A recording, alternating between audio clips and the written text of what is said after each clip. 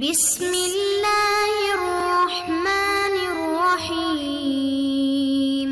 السلام علیکم معزز طلباء کرام، آپ سب کیسے ہیں؟ آج ہم مؤطا امام محمد کے سبق نمبر 133 کو پڑھیں گے۔ آج کے ہمارے سبق کا عنوان ہے اسی حوالے سے مزید کچھ کلام، یعنی حج قران احناف کے ہاں افضل ہے، جبکہ حج افراد امام شافعی کے ہاں اور حج تمتع امام مالک کے ہاں۔ اسی حوالے سے مزید احادیث ہم پڑھیں گے۔ امام محمد علیہ رحمہ لکھتے ہیں اخبرنا مالک اخبرنا نافع ان عبد الله بن عمر خرج في الفتنة معتمرا وقال ان صدقت عن البيت صنعنا كما صنعنا مع رسول الله صلى الله عليه وسلم، قال فخرج فأهل بالعمرة وسار حتى إذا ظهر على ظهر البيداء التفت إلى أصحابه وقال ما أمرهما إلا واحد أشهدكم أني قد أوجبت الحج مع العمرة، فخرج حتى إذا جاء البيداء طاف به أو طاف بين الصفا والمروة سبعا لم يزد عليه ورأى ذلك مجزيا عنه وأهدى۔ امام محمد فرماتے ہیں کہ امام مالک نے ہمیں حضرت نافع سے خبر دی کہ حضرت عبداللہ بن عمر رضی اللہ عنہما فتنے کے دور میں عمرہ کرنے تشریف لے گئے اور فرمایا کہ اگر مجھے کعبہ پاک سے روک دیا گیا تو ہم وہی کچھ کریں گے جو رسول اکرم صلی اللہ علیہ وسلم کی معیت میں ہم نے کیا تھا۔ فرماتے ہیں کہ حضرت عبداللہ بن عمر تشریف لے گئے تو آپ نے عمرے کا احرام باندھا اور روانہ ہو گئے، یہاں تک کہ جب آپ مقام بیدا میں پہنچے تو آپ نے اپنے ساتھیوں کی طرف دیکھا اور فرمایا کہ حج اور عمرے کا معاملہ تقریباً ایک جیسا ہی ہے، میں تمہیں گواہ بناتا ہوں کہ میں نے عمرے کے ساتھ اپنے اوپر حج بھی لازم کر لیا ہے۔ پھر آپ تشریف لے گئے یہاں تک کہ مقام بیدا میں پہنچے، خانہ کعبہ آئے اور اس کا طواف کیا اور صفا مروہ کے 7 چکر لگائے، اس پر زیادتی نہ فرمائی اور آپ نے یہی سمجھا کہ یہی کافی ہے اور قربانی دی۔ اصل میں حجاج بن یوسف نے اپنے دور خلافت میں حضرت عبداللہ بن زبیر رضی اللہ عنہ کے مقابلے کی اس نے کوشش کی، مقابلے میں اس نے بہت سا ناخون بہایا، یہاں تک کہ خانہ کعبہ پر بھی اس نے پتھر پھینکے اور اس کی توہین کی۔ اس ماحول میں جب حضرت عبداللہ بن عمر رضی اللہ عنہما نے حج پہ جانے کا ارادہ فرمایا تو آپ کے صاحبزادوں نے روکا کہ فتنے کا دور ہے، اس لیے آپ نہ جائیں۔ اس پر آپ نے فرمایا کہ میں جاؤں گا، اگر مجھے روکا گیا تو پھر میں وہی طریقہ اپناؤں گا جو ہم رسول اللہ صلی اللہ علیہ وسلم کے ساتھ اپناتے تھے۔ تو بہرحال آپ مکہ پاک پہنچ گئے، راستے میں آپ نے عمرے کے ساتھ حج کو بھی ادا کرنے کی نیت کر کے اس پر اپنے ساتھیوں کو گواہ بنایا۔ اس طرح آپ نے حج قران ادا فرمایا اور آپ نے ایک ہی طواف اور ایک ہی سعی ادا فرمائی۔ تو یہاں جو ہے وہ ایک تو اس سے یہ پتہ چلا کہ احناف جو حج قران ادا کرتے ہیں، تو دیکھیں حضرت عبداللہ بن عمر نے بڑے واضح طور پر حج قران کو ادا فرمایا۔ پھر دوسری بات یہاں یہ ہے کہ احناف پر ایک اعتراض ہوتا ہے کہ تم تو قارن کے لیے 2 طواف اور 2 مرتبہ سعی واجب کہتے ہو، جبکہ یہاں دیکھو حضرت عبداللہ بن عمر کا عمل اس کے خلاف، انہوں نے ایک مرتبہ ایسا کیا۔ تو اس کا جواب احناف کی طرف سے یہ دیا جاتا ہے کہ قارن کے لیے 1 طواف اور 1 سعی کو کافی قرار دینا یہ چند صحابہ کرام کا نظریہ ہے، لیکن اکثریت کا مسلک یہ ہے کہ قارن پر طواف اور سعی 2 مرتبہ کرنے لازم ہے، اور یہی مسلک حضرت علی المرتضی اور حضرت عبداللہ بن مسعود رضی اللہ عنہما کا بھی ہے، جو مصنف ابن ابی شیبہ میں دیکھا جا سکتا ہے، اور صحیح مسلم کی جو شرح امام نووی علیہ رحمہ نے کی ہے اس میں بھی ان روایات کو دیکھا جا سکتا ہے۔ تو بہرحال چونکہ اس پر ہم نے کلام کیا بھی ہے پچھلے سبق میں بھی، تو میں چاہوں گا کہ ہم آگے ہی بڑھیں، ورنہ ان چیزوں کے حوالے سے روایات جو ہیں وہ بکثرت جو ہیں موجود ہیں جو یہ ثابت کرتی ہیں کہ حج قران میں 2 مرتبہ طواف اور 2 مرتبہ سعی ہے، اور نبی علیہ السلام سے یہ ثابت ہے۔ اور حضرت عبداللہ بن عمر رضی اللہ عنہ کا قارن ہونے کی حالت میں 1 مرتبہ طواف کرنا اور 1 مرتبہ سعی کرنا جو مؤطا امام محمد کی حدیث میں درج ہے وہ یا تو قابل عمل نہیں ہے، کیونکہ ان سے ہی کتاب الاثار میں جو ہے وہ 2 مرتبہ طواف اور 2 مرتبہ سعی کا عمل منقول ہے۔ تو بہرحال یہ جو ہے 2 مرتبہ طواف اور 2 مرتبہ سعی یہی مختلف روایات سے ثابت ہے، لہٰذا انہی کو اپنایا جائے گا۔ اخبرنا مالک حدثنا صدقة بن يسار المكي قال سمعت عبد الله بن عمر ودخلنا عليه قبل يوم التروية بيومين أو 3 ودخل عليه الناس يسألونه فدخل عليه رجل من أهل اليمن صائر الرأس فقال يا أبا عبد الرحمن إني ضفرت رأسي وحرمت بعمرة مفردة فماذا ترى؟ قال ابن عمر لو كنت معك حين أحرمت لأمرتك أن تهل بهما جميعا فإذا قدمت طفت بالبيت وبالصفا والمروة وكنت على حرامك لا تحل من شيء حتى تحل منهما جميعا يوم النحر وتنحر هديك. وقال له ابن عمر خذ ما تطاير من شعرك وأهدي. فقالت له امرأة في البيت وما هديه يا أبا عبد الرحمن؟ قال هديه 3 كل ذلك يقول هديه. قال ثم سكت ابن عمر حتى إذا أردنا الخروج قال أما والله لو لم أجد إلا شاة لكان أرى أن أذبحها أحب إلي من أن أصومها. اب یہ اگلی حدیث پاک ہے، امام محمد امام مالک سے روایت کرتے ہیں، وہ فرماتے ہیں کہ ہمیں صدقہ بن یسار مکی نے بتایا کہ میں نے حضرت عبداللہ بن عمر رضی اللہ عنہما سے سنا، ہم ان کے پاس 8ویں ذی الحجہ سے 2 یا 3 دن قبل حاضر ہوئے تو آپ کے پاس بہت سے لوگ مختلف مسائل دریافت کرنے آ رہے تھے۔ اتنے میں ایک یمنی شخص آیا جس کے سر کے بال پراگندہ تھے، کہنے لگا اے ابو عبد الرحمن میں نے اپنے بال گونگ لیے ہیں اور صرف عمرے کا احرام باندھا ہے، اس بارے میں آپ کیا فرماتے ہیں؟ تو حضرت عبداللہ بن عمر رضی اللہ عنہما نے فرمایا جب تو نے عمرے کا احرام باندھا تھا تو اگر میں وہاں تیرے پاس ہوتا تو میں تجھے حج اور عمرہ دونوں کا احرام باندھنے کا کہتا، پھر جب تو بیت اللہ شریف میں آتا طواف کرتا اور صفا مروہ کی سعی کرتا اور تو بدستور اپنے احرام میں ہوتا تو تیرے لیے یوم نحر سے قبل کوئی بھی چیز حلال نہ ہوتی، تو اپنے ہاتھ سے قربانی کرتا۔ حضرت عبداللہ بن عمر نے اسے فرمایا اپنے گوندے بالوں کو کتروا ڈالو اور قربانی دے دو۔ گھر میں سے ایک عورت نے پوچھا کہ ہدی کیا ہوگی، قربانی کیا ہوگی؟ تو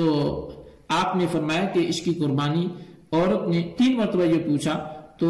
آپ نے 3 مرتبہ یہی جواب دیا کہ اس کی قربانی۔ پھر حضرت ابن عمر خاموش ہو گئے، یہاں تک کہ ہم نے وہاں سے آنے کا ارادہ کیا تو آپ نے فرمایا خدا کی قسم اگر مجھے ذبح کرنے کے لیے کوئی بکری مل جائے تو میرے نزدیک اس کا ذبح کرنا روزہ رکھنے سے یہ افضل عمل ہوگا۔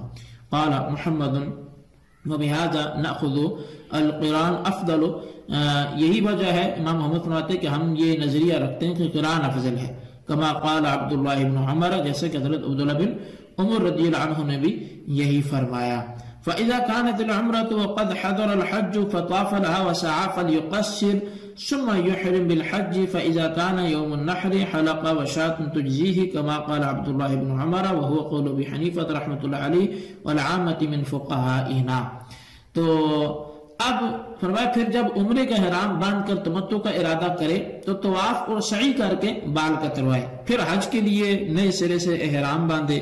عید کے دن یوم نحر وہ حلق کر کے یعنی سر منڈوا کر ایک بکری ذبح کرنا بھی درست اور جائز ہے، جیسا کہ حضرت عبداللہ بن عمر رضی اللہ عنہما نے فرمایا۔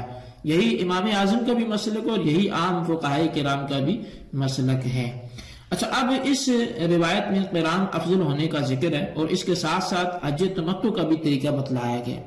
سائل کو حضرت عبداللہ بن عمر رضی اللہ عنہما نے فرمایا کہ اگر بوقت احرام میں تیرے پاس ہوتا تو تجھے صرف عمرے کا احرام باندھنے کے بجائے قران کا احرام باندھنے کا حکم دیتا ہے، لیکن اب چونکہ عمرے کا احرام باندھ کر تو طواف بھی کر چکا ہے بلکہ صفا مروہ کی سعی سے بھی تو فارغ ہو گئے، لہذا قران کی اب کوئی صورت باقی نہیں رہی، کیونکہ قران تو ان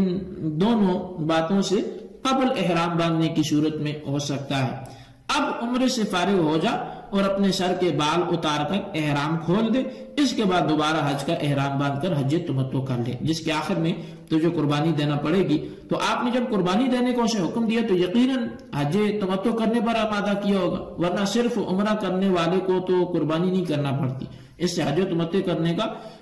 کرنے کا طریقہ بھی معلوم ہو گیا اور افضلیت قران بھی واضح ہوگی۔ یہی وجہ ہے کہ امام محمد رحمۃ اللہ علیہ نے اس روایت کے آخر میں اپنا اور اپنے مسئلے کے فقہائے کرام کا قول ذکر فرمایا کہ قران، تمتع اور حج افراد جو ہے یہ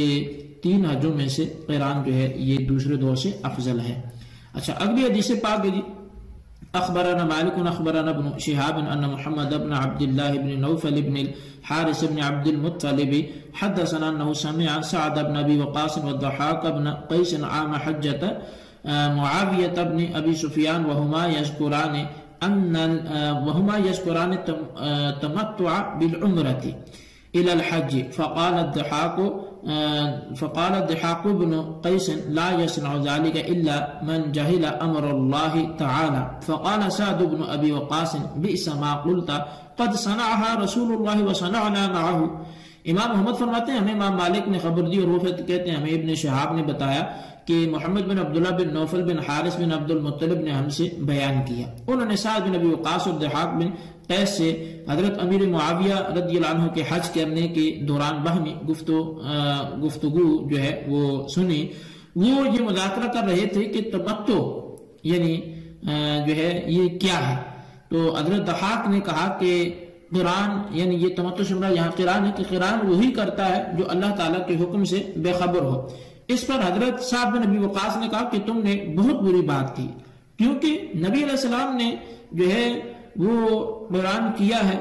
اور ہم نے بھی ان کے ساتھ جو ہے اس کو ادا کیا ہے۔ تو قال محمد، امام محمد یہ آپ نے نزل فی القرآن عندنا افضل من الافراد بالحج وافراد بالعمرات، فاذا قرن طواف بالبيت لعمرة وسعى بين الصفا والمروة وطاف بالبيت لحجة وسعى بين الصفا والمروة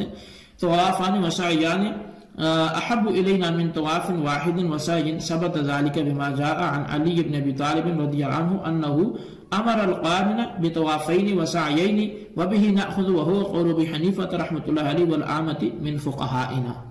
امام محمد فرماتے ہیں کہ قران ہمارے نزدیک اکیلے حج اور اکیلے عمرے سے افضل ہے۔ جب کوئی حج قران کا ارادہ کرے تو اسے بیت اللہ شریف کے 2 طواف اپنی عمرہ اور حج کے لیے کرنے چاہیے، اور صفا و مروہ کے درمیان 2 دفعہ سعی کرنی چاہیے۔ یہ فعل ہمارے نزدیک 1 مرتبہ طواف کرنے سے زیادہ پسندیدہ ہے، اور یہ بات حضرت علی المرتضی رضی اللہ عنہ کے عمل سے ثابت ہے۔ آپ نے قران کرنے والے کو 2 مرتبہ طواف کرنے اور 2 مرتبہ سعی کرنے کا حکم دیا تھا۔ ہمارا اسی پر عمل ہے۔ امام اعظم امام ابو حنیفہ رحمۃ اللہ علیہ اور ہمارے عام فقہائے کرام کا بھی یہی قول ہے۔ اس کے بعد اگلی حدیث ہے جی کہ اخبرنا مالک اخبرنا نافع عن عبد الله بن عمر ان عمر بن الخطاب قال افصلوا بين حجكم وعمرتكم فانه اتم لحج احدكم واتم لعمرته ان يعتمر في غير اشهر الحج۔ فرمایا کہ امام مالک نے ہمیں حضرت نافع سے، وہ حضرت عبداللہ بن عمر سے، وہ حضرت عمر بن خطاب سے بیان کرتے ہیں، اور کہ انہوں نے فرمایا اپنے حج اور عمرے کے درمیان فاصلہ کیا کرو، اس طرح تم میں سے کوئی شخص اپنا حج مکمل کرے گا اور عمرہ بھی پورا کر لے گا۔ طریقہ یہ ہے کہ حج کے مہینوں کے سوا عمرہ کریں۔ قال محمد يعتمر الرجل ويرجع الى اهله ثم يحج ويرجع الى اهله فيكون ذلك في سفرين افضل من القران، ولكن القران افضل من الحج منفردا والعمرة من مكة ومن التمتع والحج من مكة، لأنه إذا قرن كانت عمرته وحجته من بلده، وإذا تمتع كانت حجته من مكة، وإذا أفرد بالحج كانت عمرته مكية، فالقران أفضل وهو قول أبي حنيفة رحمة الله عليه والعامة من فقهائنا۔ امام محمد فرماتے ہیں کہ آدمی عمرہ ادا کر لینے کے بعد واپس اہل و عیال کے پاس اپنے گھر چلا جائے، پھر واپس آ کر حج کرے، پھر اپنے اہل و عیال کے پاس لوٹ جائے، تو اس طرح حج اور عمرہ دونوں مختلف اور مستقل سفروں میں ادا کرنا یہ قران سے افضل ہے۔ لیکن قران جو ہے یہ حج مفرد سے جو ہے وہ افضل ہے اور حج افراد سے، لیکن حج مفرد سے مکہ سے عمرہ کرنے اور مکہ مکرمہ سے تمتع کرنے سے یہ قران پھر افضل ہوگا، کیونکہ جب کوئی قران کرے گا تو اس کا عمرہ اور اس کا حج دونوں اس کے اپنے شہر سے ہوگا، اور تمتع کی صورت میں حج مکہ شریف سے ہوگا، اور جب کوئی شخص صرف حج کرتا ہے تو اس کا عمرہ مکہ سے ہوگا اور قران افضل ہے۔ یہی قول امام اعظم امام ابو حنیفہ رحمۃ اللہ علیہ کا اور ہمارے عام فقہائے کرام کا یہی نظریہ ہے۔ تو بہرحال حضرت عمر بن خطاب رضی اللہ عنہ نے فرمایا کہ عمرہ اور حج کے درمیان فرق رکھنا چاہیے تاکہ دونوں کے لیے دوری مشقت برداشت جو ہے وہ کرنا پڑے. یہ مشقت چونکہ حج و تمتع اور مفرد سے بڑھ کر ہے، اس لیے قران ان دونوں سے افضل ہے. حضرت عمر رضی اللہ عنہ کے بیان کردہ طریقے کے مطابق جبکہ ایک شخص حج کے مہینوں کے سوا عمرہ ادا کرتا ہے، پھر گھر لوٹ جاتا ہے، پھر اسی سال حج بھی کرتا ہے، چونکہ اس نے حج اور عمرے کے لیے 2 مستقل سفر اختیار کی، اس لیے اس کی افضلیت بڑھ گئی ہے. آپ کی اس سے یہ مراد نہیں ہے کہ اس طرح کرنے سے حج تمتع ہوتا ہے، کیونکہ حج تمتع کے لیے ضروری ہے کہ اس کا عمرہ حج کے مہینوں میں ادا ہو اور عمرے کے بعد اور حج کرنے سے قبل درمیانی مدت میں واپس گھر نہ لوٹا جائے. اگر یہ شرائط نہ پائیں گی تو حج تمتع نہیں ہوگا. تو بہرحال حاصل کلام یہ ہے کہ حج قران سے الگ الگ عمرہ اور حج کرنا 2 سفروں میں وہ تو افضل ہے، لیکن حج افراد اور حج تمتع سے حج قران افضل ہے. یہی احناف کا نظریہ ہے. اللہ تبارک و تعالیٰ سے دعا کرتے جو ہم نے سنایا اسے یاد رکھنے کی توفیق نصیب فرمائے. آمین بجاہ النبی الامین صلی اللہ علیہ وسلم.